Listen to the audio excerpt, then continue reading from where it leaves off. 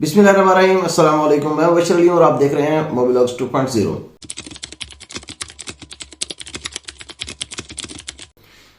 अगर आप भी पाकिस्तान से बाहर जाना चाहते हैं, किसी अच्छे मुल्क में जाकर रहना चाहते हैं और किसी अच्छी जगह पर जाकर अपनी एक लाइफ पुरसकून तरीके से गुजारना चाहते हैं, अच्छे तरीके से गुजारना चाहते हैं, अपने घर वालों को एक अच्छी लाइफ देना चाहते हैं, अपना और अपने बच्चों का मुस्तकबिल संवारना चाहते हैं, या फिर आपका एक ख्वाब है और वो ख्वाब है यूके जाने का और आप चाहते हैं कि किसी भी तरीके से आप यूके चले जाएं, या आप किसी भी तरीके से किसी भी अच्छी कंट्री में नहीं जा पा रहे, तो भी ये वीडियो आपके लिए है, क्योंकि मैं आपको हर तरीके से इसमें गाइड करूंगा कि आप अगर इस वीजे के ऊपर, यानी कि चैरिटी वर्कर वाला वीजा जो आज हमारा टॉपिक है, उसमें अगर आप जाते हैं तो आपको क्या बेनिफिट होगा और यूके जाने का आपको फायदा क्या होगा और यूके जाकर आप क्या कर सकते हैं या किस तरह से आप जाएंगे, ये सारा कुछ मैं आपको बताऊंगा। तो सबसे पहली चीज जो मैं आपको बताऊंगा वो ये कि अगर यूं कहा जाए कि ये सबसे आसान तरीका है यूके जाने का, तो ये गलत नहीं होगा। उसकी रीजन क्या है वो भी मैं आपको बताता हूं, और बेसिक्स क्या है, आपको क्या करना है, और जॉब साइट्स, सब चीजें मैं आपको स्क्रीन पर दिखाता हूं क्विकली। तो स्क्रीन पर जाने से पहले मैं आपसे रिक्वेस्ट करूंगा कि अगर आपने अभी तक मेरे चैनल को सब्सक्राइब नहीं किया तो मेरे चैनल को सब्सक्राइब कर लीजिएगा। इससे मुझे मोटिवेशन भी मिलती है और आपकी सपोर्ट भी मिलती है। जज़ाकल्लाह यार। इस टाइम आपको जो स्क्रीन पर वेबसाइट नजर आ रही है वो है gov.uk, गवर्नमेंट की ऑफिशियल वेबसाइट है यूके की, और इसके ऊपर आपको इस टाइम स्क्रीन पर नजर आ रहा है चैरिटी वर्कर वीजा। ये टेम्पररी वर्क वीजा है और इसका हम ओवरव्यू देख लेते हैं। इसमें आपके लिए एक कंडीशन है, सिर्फ एक कंडीशन है, और वो क्या है कि आपको जो आप काम करेंगे उसके पैसे नहीं मिलेंगे, या आप यूं कह लें कि आपको अनपेड काम करना पड़ेगा। तो इससे आपने घबराना नहीं है, मैं आपको इसका फायदा बताता हूं कि इस वीजे में ये कंडीशन आप फुलफिल करके भी आप वहां चले जाएंगे तो आपको फायदा क्या होगा। लेकिन इस फायदे को जानने के लिए आपको वीडियो स्किप नहीं करनी, आपको पूरा देखना है ताकि आपको पता चल सके कि क्या करना क्या है वहां पर जाके, और उसके बाद आपको क्या फायदा होगा। अच्छा, दूसरी कंडीशन क्या है? दूसरी कंडीशन यह है कि आपने अदर एलिजिबिलिटी रिक्वायरमेंट्स जो है वो कंप्लीट करनी है। अदर एलिजिबिलिटी रिक्वायरमेंट्स वो हैं जो हर वीजे में होती हैं। इस वीजा की स्पेसिफिकली कोई रिक्वायरमेंट नहीं है, सिर्फ स्वाय एक है कि आपने अनपेड काम करना। तो पहली चीज वही है जो हर वीजा में होती है कि आपने एक जॉब अगर सिक्योर करनी है तो आपको सर्टिफिकेट ऑफ स्पॉन्सरशिप चाहिए, यानी कि कॉज लेटर चाहिए। अच्छा, सेकंड चीज जो है वो ये है कि कितना टाइम लग जाता है इसको, तो उन्होंने कहा कि नॉर्मली आप अगर 3 महीने पहले अप्लाई करें, जब आपकी ट्रैवलिंग डेट है या ज्वाइनिंग डेट है, तो वो बेटर होता है। और यूजुअल टाइम कितना लगता है उसमें, वो 3 वीक्स लगते हैं यूजुअल टाइम। अच्छा, इसमें अब 3 पॉइंट्स हैं और ये भी तकरीबन हर वीजा में होते हैं कि आपने एक तो वीजा एप्लीकेशन फी देनी है, दूसरा आपने हेल्थ इंश्योरेंस देनी है जो कि अभी तक 624 पाउंड है और जो बढ़कर 1035 पाउंड होने वाली है इस मंथ के एंड तक, प्रोबेबली शायद हो जाए। और तीसरी चीज ये कि आपने प्रूफ दिखाना है कि आपके पास पहले मंथ के लिए खास तौर पर आपके पास इतने पैसे हैं कि आप खुद को सपोर्ट कर सकें, और वो कितने होते हैं, वो 1270 पाउंड होते हैं। और अगर आपका एम्प्लॉयर जो कॉज लेटर देता है वो ये लिख कर दे दे कि हम इसको सपोर्ट करेंगे, तो उसकी बैंक स्टेटमेंट की भी आपको जरूरत नहीं रहती। और एप्लीकेशन फी कितनी है? 298 पाउंड वीजा एप्लीकेशन फीस होती है नॉर्मल, वही है।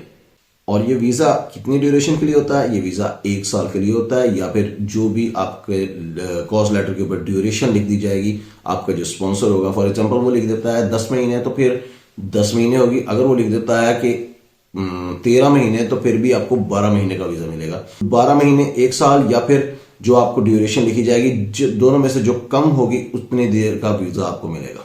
अच्छा, यहां पर इंपॉर्टेंट चीज है कि आप इस वीजा पर जाकर यूके में क्या कर सकते हैं और क्या नहीं कर सकते। तो आप कुछ स्पेसिफिक कोर्सेज हैं जो शॉर्ट कोर्सेज वगैरह, उसमें आप स्टडी कर सकते हैं।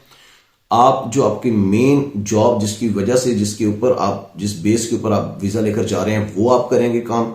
और उसके बाद आप जो है वो एक पार्ट टाइम जॉब कर सकते हैं 20 आवर्स, और ये आपका एज है यहाँ पर, क्योंकि आप अनपेड काम करेंगे तो आपको गुजारा करने के लिए पार्ट टाइम जॉब करके आप अपना गुजर बसर इजीली कर सकते हैं।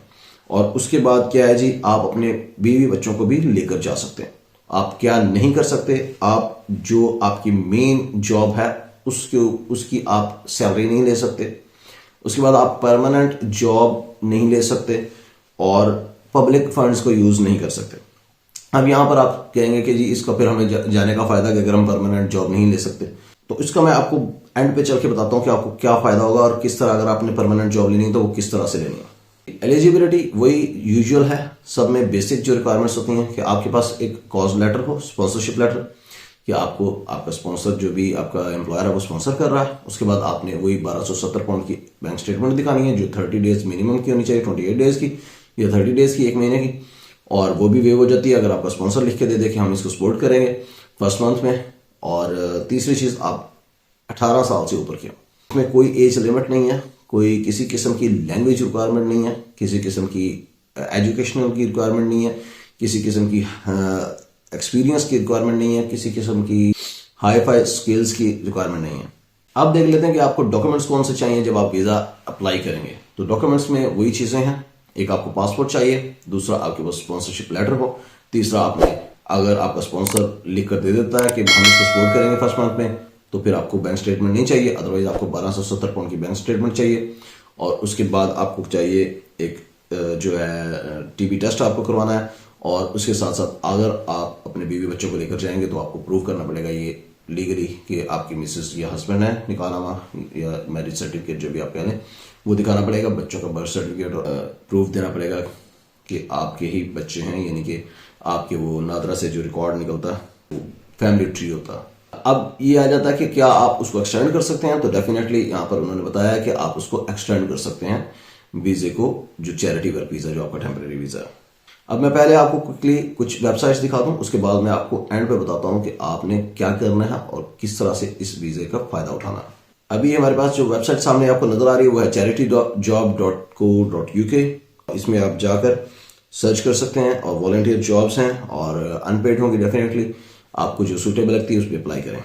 ये है जी एक और वेबसाइट जो है jobs.theguardian.com, और इसमें अगर हम देखें तो इसमें भी 1110 जॉब्स यहाँ पर अवेलेबल हैं, और इनको ये सारी जॉब्स आप गो थ्रू करें और जो आपको सूटेबल लगती है उसके ऊपर अप्लाई करें और कोशिश करें कि जल्द से जल्द जॉब सिक्योर करें। इस टाइम आपके सामने जो वेबसाइट है वो है लिंक्डइन, और यहाँ पर भी 341 जॉब्स अवेलेबल है चैरिटी वर्कर की, इनको आप चेक करें और अप्लाई करें। नेक्स्ट जो हमारे पास वेबसाइट है वो है read.co.uk, और यहाँ पर भी चैरिटी जॉब्स जो हैं वो 724 अवेलेबल हैं। इन सब जॉब्स को आप चेक कर सकते हैं, अप्लाई कर सकते हैं जिस जॉब के ऊपर आपको सूटेबल लगे। नेक्स्ट जो हमारे पास वेबसाइट है वो uk.indeed.com, और इसमें 15,000 प्लस जॉब्स आ रही हैं, और चैरिटी लिख के जब सर्च किया तो डेफिनेटली इसमें कुछ इररिलेवेंट जॉब्स भी होती हैं, तो आपने उसको स्किप कर देना है। जो रेलेवेंट जॉब्स हों वही आपने देखनी है और जज करनी है कि यही चैरिटी वर्कर की जॉब है या वॉलंटियर जॉब है, तो उसी पर आपने अप्लाई करना है। नेक्स्ट जो हमारे पास वेबसाइट है वो है prospects.ac.uk, तो इसमें भी काफी सारी जॉब्स हैं, इसको आप देख लीजिएगा और जॉब जो आपको सूटेबल लगे वहां पर जाकर अप्लाई करें और जॉब सिक्योर करें। अब मैं क्विकली आपको बताता हूं कि इस वीजा को लेकर वहां पर यूके जाने का फायदा क्या होगा आपको। आप सोच रहे होंगे कि अनपेड जॉब वहां पर हम अपना गुजारा कैसे करेंगे या सेविंग कैसे करेंगे या फिर क्या फायदा क्या होगा हमें वहां पर रहने का। तो सबसे पहली चीज यह है कि पाकिस्तान से वीजा लेकर जाना बहुत मुश्किल है, टू बी ऑनेस्ट। आप ट्राई करें कि यहां से निकल जाएं, किसी भी कंट्री में चले जाएं, सऊदीया चले जाएं, दुबई चले जाएं और तुर्की चले जाएं, मलेशिया चले जाएं। इसके अलावा यूरोप में यूके, कनाडा, अमेरिका, कहीं पे भी जहां पे भी आप इजीली जा सकते चले जाएं, किसी भी वीजा पर चले जाएं और वहां से आगे निकलना ईजी है।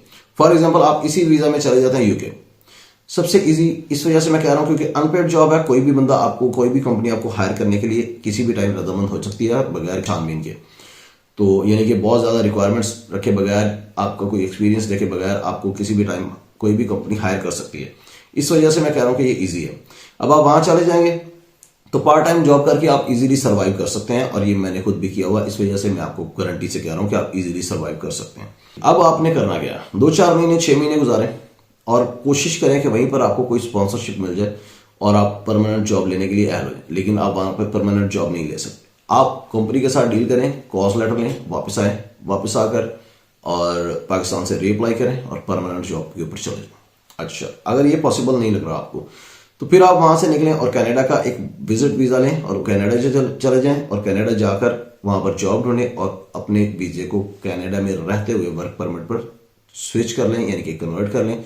इस visit to work, Canada visit to work permit पर मैंने एक कंप्लीट वीडियो बनाई हुई है जिसका कार्ड इस टाइम आपको यहां पर नजर आ रहा है, वो जाकर आप देख लें और आप वहां पर जाकर स्विच कर सकते हैं।